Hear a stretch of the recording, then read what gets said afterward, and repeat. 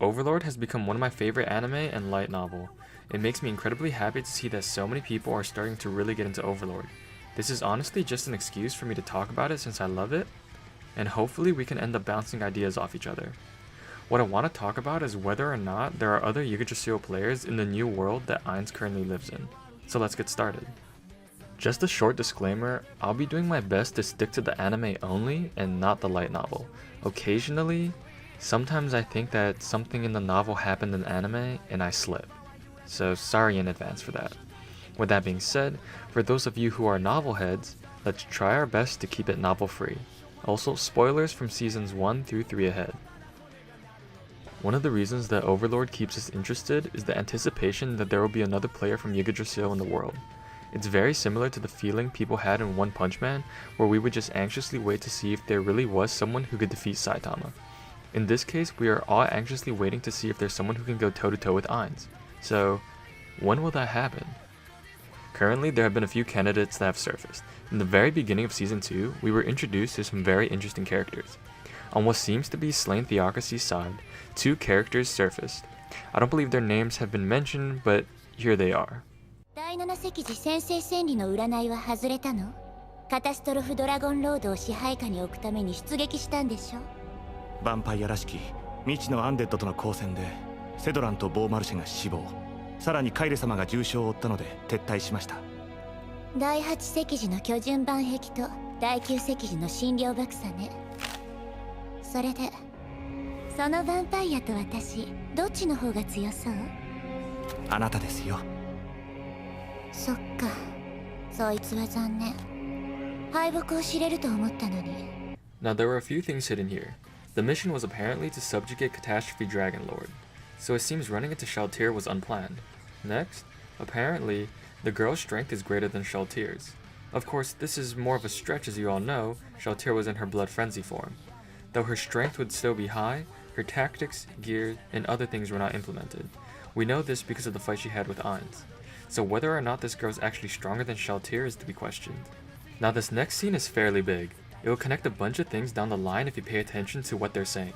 Unfortunately, for those of you who only watch the anime, it may not seem too important for a good while, but the characters are mentioned here and there.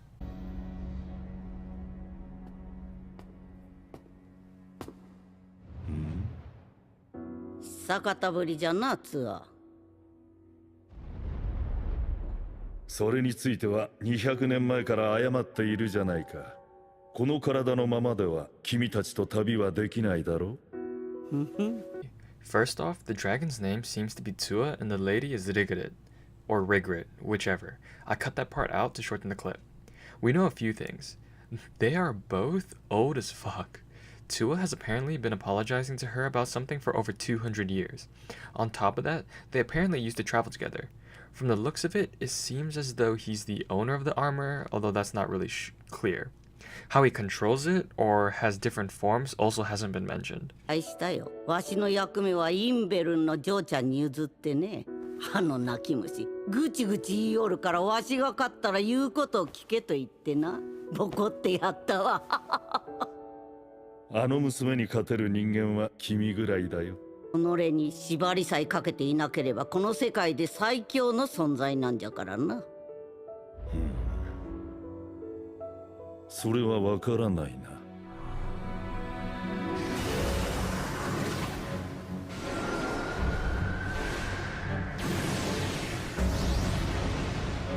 また世界を汚す力が動き出したのかもしれない。 For those of you who don't know, Inbedden is Evil Eye, which at the time I believe she wasn't even debuted yet.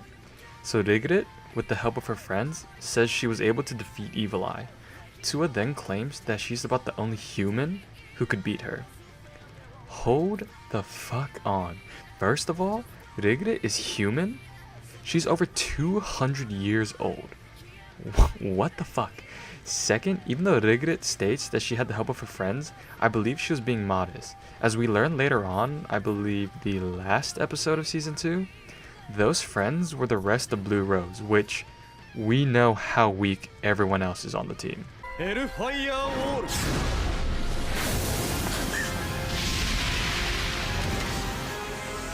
あなたを基準に死なない程度に手加減するつもりだったのですが、なぜ実力差があるのにチームを組まれているのですか？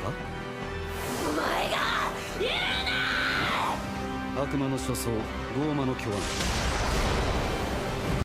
Oh, but that ain't even the best part. From a flashback, we learned that Tua, who was using the armor, I guess, fought Shao Tier. From the looks of where it was and how it started in the beginning, this must have been when she was influenced by the world item. This means that this is after the Slain Theocracy group and before Ainz's fight with her. But that's not even all there is either. Regret believes that Tua could be the strongest being in the world, but Tua is just like, hold on. I mean, look at the damage Tua took from Shao Tier. You can see the hole in the armor. On Shao Tier's side, although she brought out her lance, it seems as though she didn't use her armor. Gauging their strengths from this one scene would be pretty hard, but at the very least, we know that Tua didn't die in one hit. And the look on Shao Tier's face from being hit by Tua's attack, it's so good, so good. There's really a lot more that I can talk about, but I think I'll finish on that note for now. So currently, we're questioning about the girl from the Slain Theocracy, Tua, and even potentially Regret. All from just a few minutes in the beginning of episode 1. Even then, I skipped a whole bunch of stuff from these scenes too, but I could go on forever talking about them, so I had to cut it out. I may go even further in depth on this in the future.